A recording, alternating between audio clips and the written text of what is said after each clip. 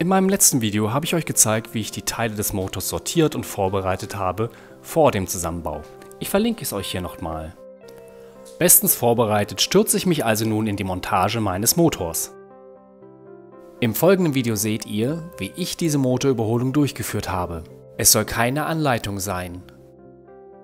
Ich rate auch niemandem, diese Arbeit durchzuführen, ohne die notwendigen Kenntnisse zu haben.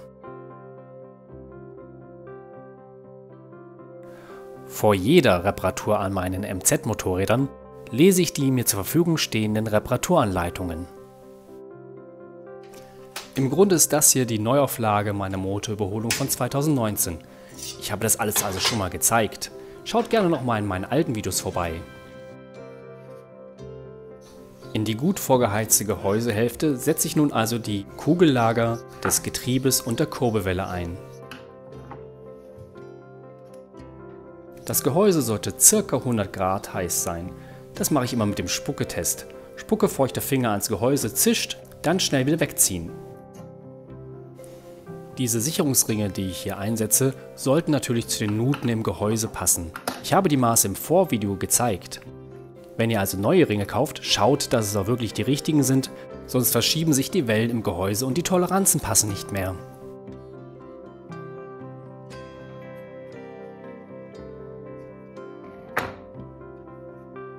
Der zweite Sicherungsring vom Getriebe hat viel kleinere Löcher, deshalb verwende ich hier eine andere Sägeringzange.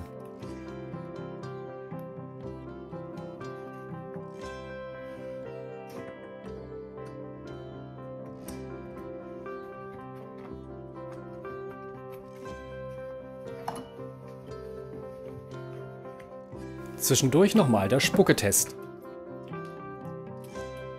Die Kugellager lassen sich am besten einbauen, wenn eine möglichst hohe Temperaturdifferenz zwischen Gehäuse und Lagern besteht. Zu dem heißen Gehäuse kommt also bei mir noch hinzu, dass ich die Lager in der Kühltruhe gelagert habe. Wenn die Temperaturen und die Toleranzen passen, lassen sich die Lager einfach so einlegen und halten hinterher auch. Und bitte diese Scheibe hier nicht vergessen.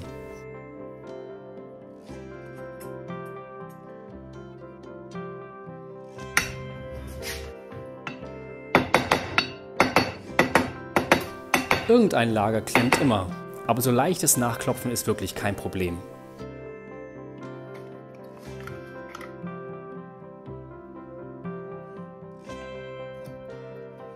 Und wieder einmal ist der erste Schritt zur Motorkomplettierung geschafft. Übrigens, wenn euch dieses Video sehr gut gefällt, schaut unbedingt auf meinem Kanal vorbei, Running Torchlight. Dort habe ich noch viele andere Videos über MZ.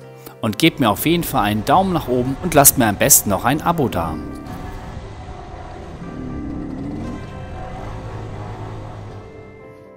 Wenn sich Lager und Gehäuse in der Temperatur angeglichen haben, sollte man nochmal die Probe machen, ob sie wirklich fest sitzen. Hier passt es und hier passt es nicht. Ach du liebe Axt, dass dieser Lagersitz leicht geweitet ist mir bei der Voruntersuchung leider entgangen. Es liegt auch nicht am Lager.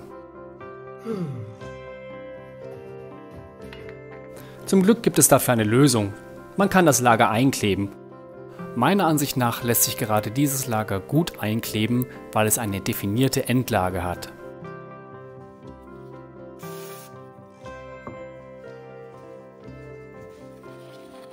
Zu beachten ist, dass man vorher die Flächen fettfrei macht und dass man wirklich nur ganz wenig Kleber verwendet.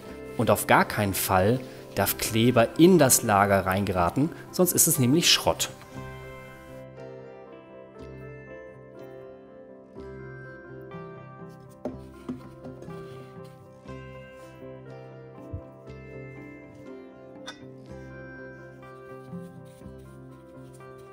Übrigens, die Reparaturanleitung gibt vor, dass bei den Getriebelagern mit Kunststoffkäfig beim unteren Lager die offene Seite nach innen und beim oberen Lager die offene Seite nach außen zeigen soll.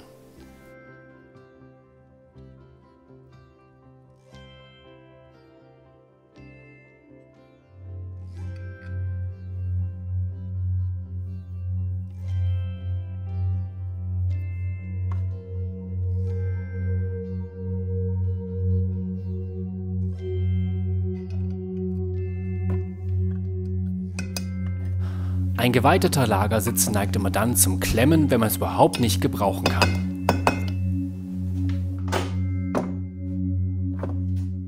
Da der Sicherungsring hinter dem Lager leicht federn kann, spanne ich das Lager etwas vor, bis der Kleber ausgehärtet ist. Das macht natürlich nur Sinn mit einer großen Karosseriescheibe auf der anderen Seite des Lagers.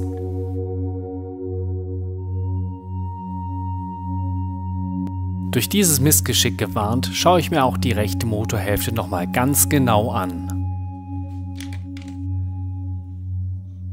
Erst kürzlich hatte ich ein Video über Motordichtmassen gemacht. Und darin habe ich lang und breit erklärt, warum ich diesmal wieder Hylomar verwenden werde. Und jetzt mache ich das natürlich auch.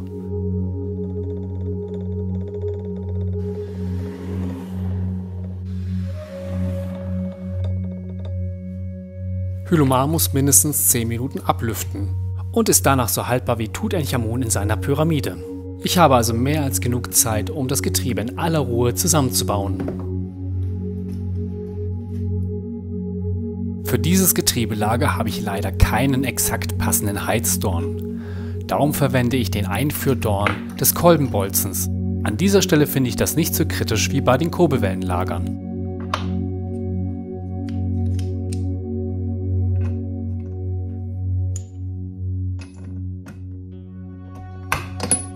Nachdem ich das untere Kugellager vorgewärmt habe, lässt sich die Vorgelegewelle ganz einfach einbauen.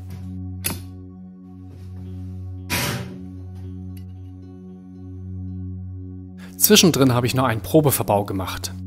Warum ich das gemacht habe, seht ihr in meinem vorherigen Video.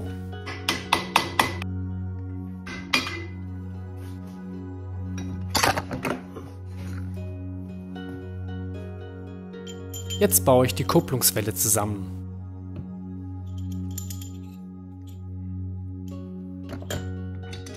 Lustigerweise habe ich hier das Lager nicht mehr vorgewärmt. Die Passungen bei den Getriebewellen sind oft nicht so stramm, man kann sie also auch bei Raumtemperatur zusammenbauen.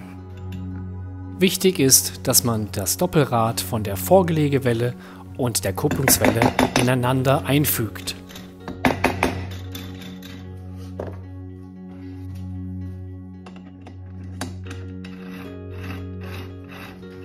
Das hört sich jetzt bei mir tatsächlich etwas rau an.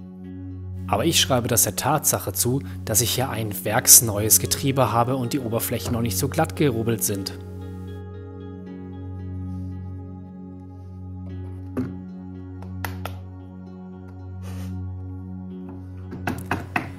Die Schaltklaue bringe ich vor dem Einbau in eine untere Position. Das entspricht auch den unteren Gängen, also erster oder zweiter Gang.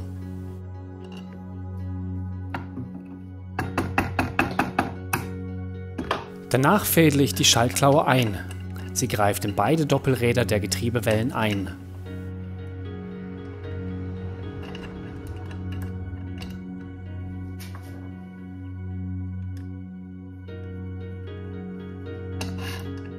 Beim Einschrauben des Schaltarretierbolzens hilft es, das Getriebe etwas durchzudrehen, um keine Verspannungen zu erzeugen.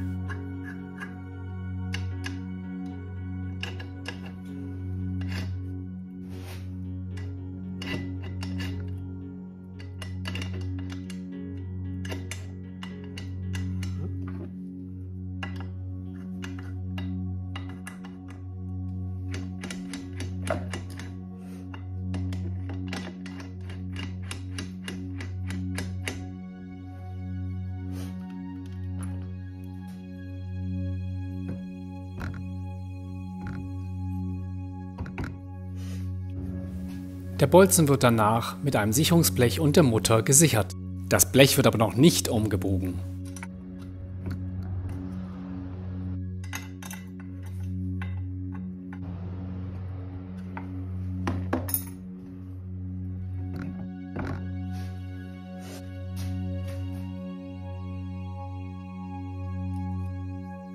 Nun kommt der knifflige Teil.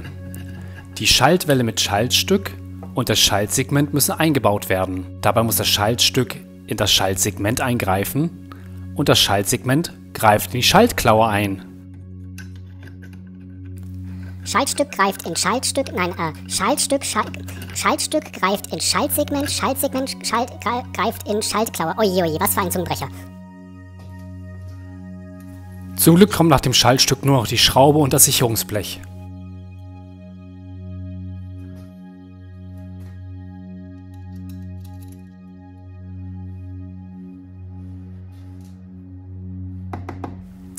Ich gehe auch diesmal auf Nummer sicher und verwende neben den Sicherungsblechen noch flüssige Schraubensicherung.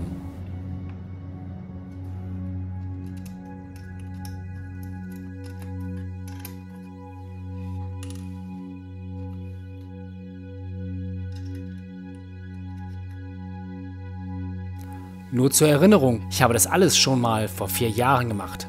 Schaut euch gerne nochmal die anderen Videos an, um andere Perspektiven zu sehen.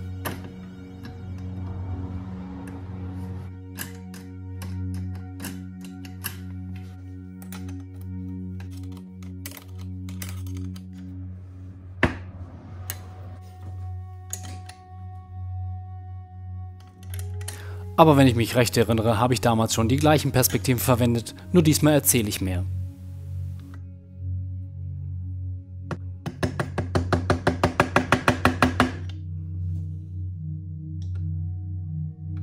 Hier biege ich die Sicherungsbleche um.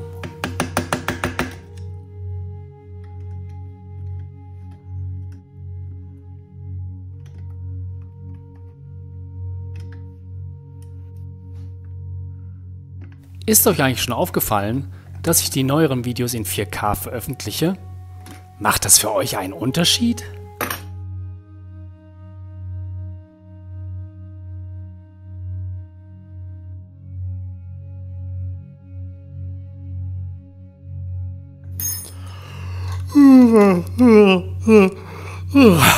Gerade zu Einschläfern, wie harmonisch dieses Video verläuft.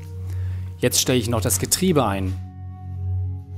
Dazu schalte ich in den 3. Gang und verwende mein Spezialwerkzeug, das ich seit 2019 gar nicht zerlegt hatte. Es hat das Blockmaß 13 mm. Es muss gerade so in die Lücke reinpassen, das im 3. Gang entsteht zwischen den Zahnrädern.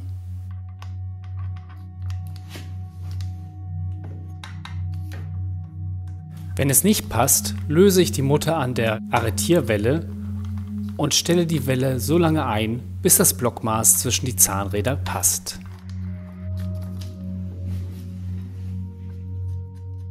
Danach ziehe ich die Mutter wieder fest und schalte in den 4. Gang.